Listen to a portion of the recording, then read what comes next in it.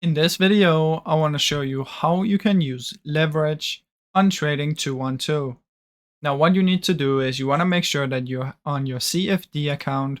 So you want to make sure that you're on CFD, otherwise this is not going to work. Now, I'm on a demo account, but if you're using a real account, you can open up a CFD if you pass their questionnaire. Now, once you're on that one, you will automatically be able to trade with leverage. Now, the amount of leverage is dependent on what kind of asset you want to trade. So for stocks, I believe it's a 1-to-5 one. So if I press buy, all the details, yeah, leverage is 1-to-5. But if you're using Forex, I believe it's 1-to-30. You can see here, yeah, 1-to-30. So it depends on what kind of asset you want to trade, but that's basically how that works, guys.